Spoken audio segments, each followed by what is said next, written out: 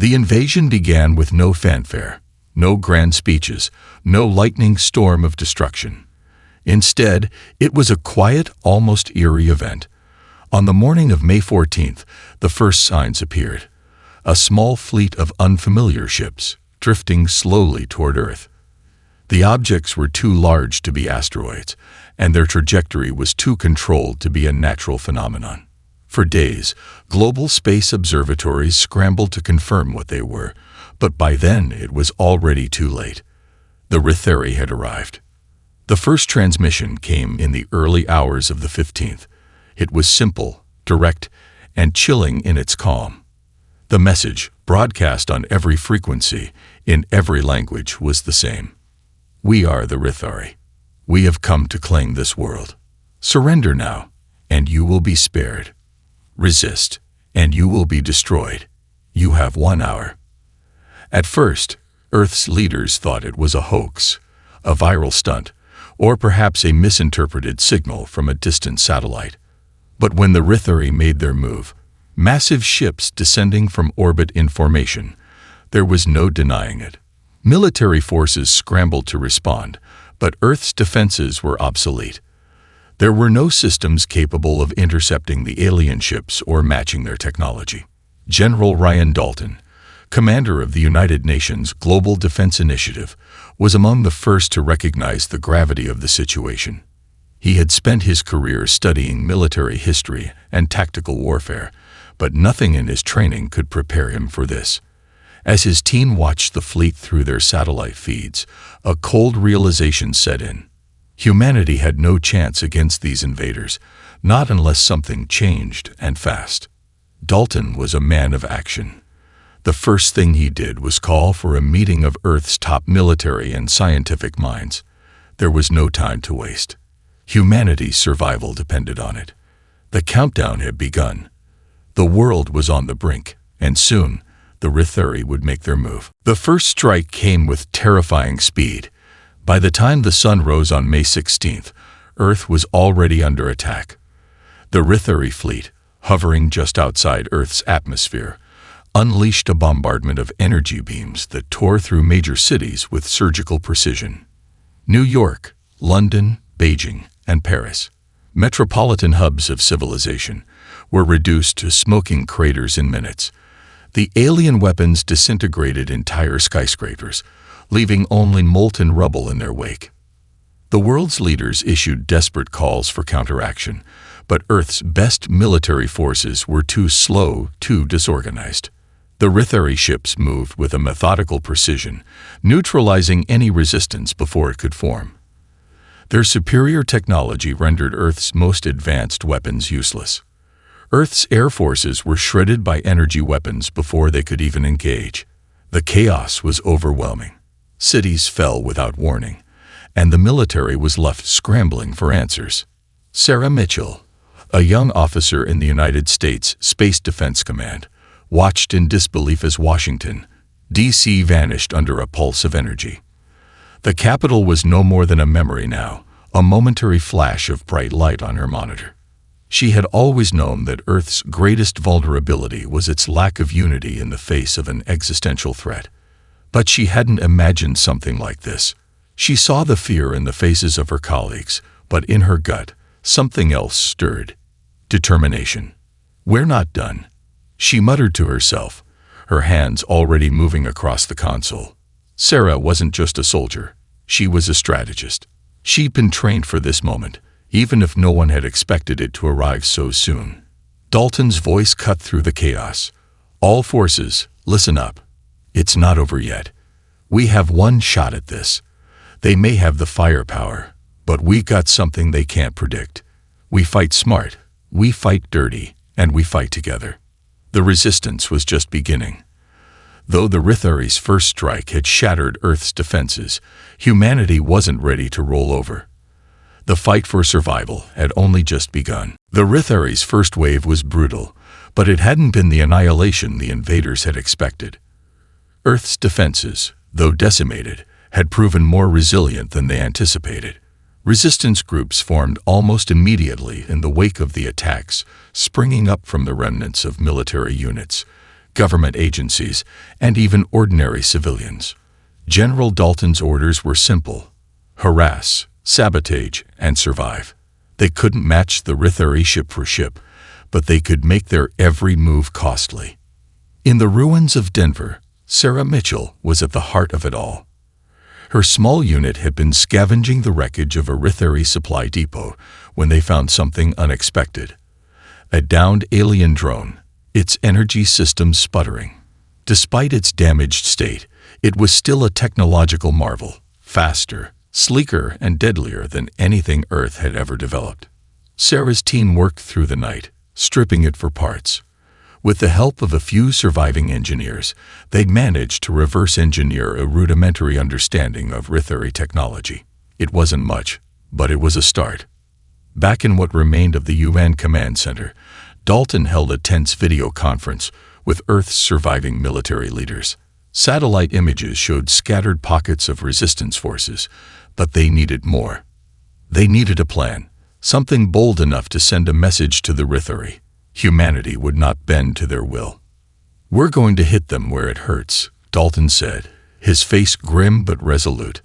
"We don't need to defeat their fleet. We need to disrupt their command structure. We take out their supply lines, their communications. We make them bleed, and we'll force them to listen." The operation was risky. The Rithari had established a vast, heavily guarded command center in the Pacific. It was a long shot, but if they could sabotage the command nexus, it would throw the invaders into disarray. The human resistance would strike swiftly and unpredictably, using the only advantage they had left: the ability to adapt. As Sarah and her team prepared for the mission, she couldn't shake the feeling that they were running out of time. But one thing was clear: humanity had crossed the line. They weren't just surviving anymore.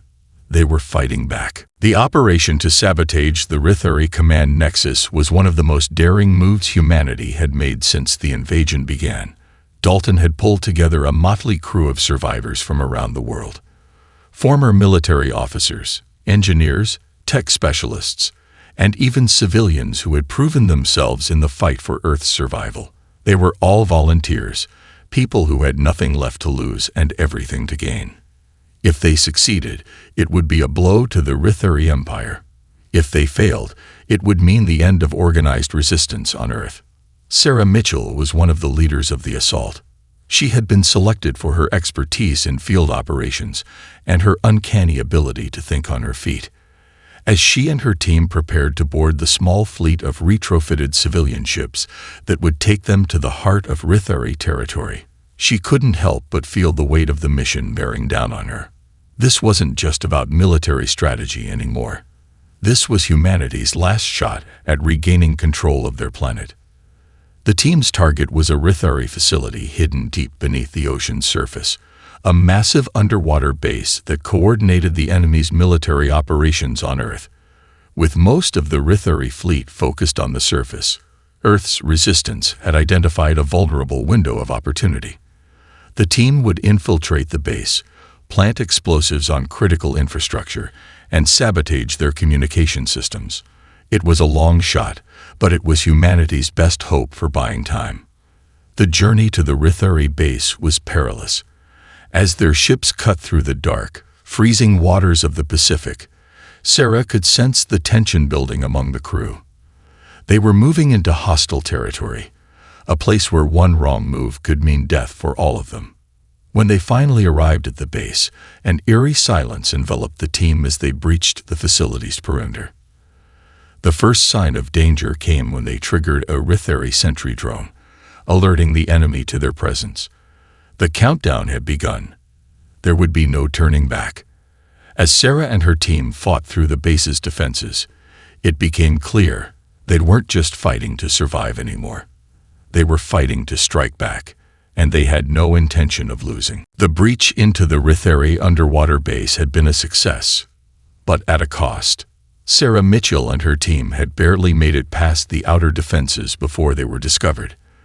The facility, hidden deep beneath the Pacific Ocean, was a labyrinth of steel and alien architecture, and it didn't take long for the Rithari to send reinforcements. Sentries, automated drones, and even Rithari soldiers themselves were rapidly closing in on their position. The countdown to detonation was ticking away, but now survival was as much about staying alive as it was about completing the mission. The resistance team split into two groups. Sarah led one team through the narrow corridors toward the communications hub, while another group, led by her second-in-command, Sergeant Kyle Ortega, made for the main reactor to plant explosives. The plan was clear. They had only a small window before the Rithari sent their main assault force, and the strike needed to be coordinated. If they were going to succeed, they had to act fast. Sarah's pulse raced as she moved with her team, ducking behind steel walls to avoid detection. They had studied the Rithari tech, analyzed their systems, and mapped the base down to the smallest detail. But nothing could prepare them for the shock of encountering the Rithari in person. They were faster, stronger, and far more efficient in combat than anything humanity had ever faced. Each encounter was a deadly game of cat and mouse. The team fired at will, hoping to disable rather than kill, but every shot was a gamble. In the control room, Sarah plugged in a device they had modified to bypass the base's security systems, a crude but effective hack of the Rithari's primary communication grid. The screen flickered, then lit up with alien symbols. The team's engineer, a young hacker named Jacob Harris, worked quickly, his hands moving like lightning over the console. "Almost there," Jacob muttered. "I'm in." But as he spoke, the alarms blared. The Rithari knew they had infiltrated the system. The countdown was at 2 minutes. The enemy's response was swift, but the humans were already committed. They would finish the job, or die trying. As the final detonators were set, the sound of Rithari reinforcements echoed down the hall. The team's survival hinged on one last push. There was no turning back now. The sound of the Rithari reinforcements was unmistakable. The clanking of metallic boots, the high-pitched hum of their energy weapons charging, and the software of automated drones. They were coming fast. Sarah's team was on borrowed time, and every moment they lingered in the alien facility brought them closer to certain death. The explosives were set.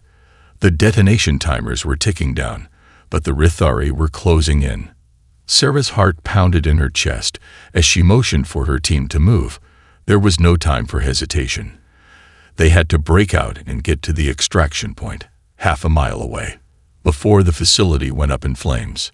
"Move, move, move," she barked, her voice cutting through the tension. Her team reacted instantly, breaking into a sprint. But the corridors were narrow, and the Rithari were relentless. As they turned a corner, Sarah saw the glint of alien armor at the end of the hallway.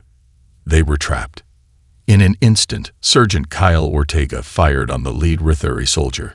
The high-pitched crack of the rifle echoed down the corridor as the Rithari soldier staggered back, its shields flickering with sparks. But there was no time to savor the kill. The Rithari were everywhere now, pouring through the facility like an unstoppable wave. Sarah's hand shot out, grabbing a pulse grenade from her belt. "Grenade out," she shouted, tossing it into the heart of the advancing enemy. The explosion was deafening. The blast sent shockwaves through the facility, temporarily disabling the Rithari troops and clearing the way for her team to break through. But it was a temporary reprieve. "Get to the extraction point. Now," Sarah commanded. They ran, bullets and energy beams slicing through the air behind them, but their path was clear. They burst through the final doors into the open, their small fleet of modified civilian ships waiting just beyond the shoreline. As they clambered aboard, the first explosion detonated, sending a shockwave of light and force through the air. The Rithari base was going down, but the fight wasn't over. The humans had struck a blow, but it was only the beginning. As their ships ascended into the sky, Sarah couldn't shake the feeling that the Rithari were just getting started. Earth's enemies had been wounded, but they were far from defeated. The battle for Earth had reached a new terrifying phase, with the Rithari base in the Pacific destroyed and their communication systems disrupted. The invaders were reeling, but they weren't giving up. The explosion had crippled their operational capabilities for a moment, but the Rithari were quick to regroup, shifting from their brutal, methodical assault to a more aggressive, retaliatory stance. They sent reinforcements in waves, flooding Earth's atmosphere with more warships, dropping planetary defenses like they were nothing more than stepping stones. The world's remaining governments scrambled to create a unified defense strategy. The United Nations' once fractured leadership had begun to pull together, focusing on one singular goal: hold the line. But General Ryan Dalton knew that simply holding the line wasn't enough anymore. Earth had crossed a point of no return. The Rithari wouldn't stop until every last trace of humanity was wiped out. "We've pissed them off now," Dalton muttered as he studied the latest fleet movements on his command screen. His mind was racing, calculating probabilities, taking stock of the damage, and wondering how much longer Earth could keep fighting. Meanwhile, Sarah Mitchell, now a seasoned veteran in this new world of war, was deep in the heart of Resistance Command.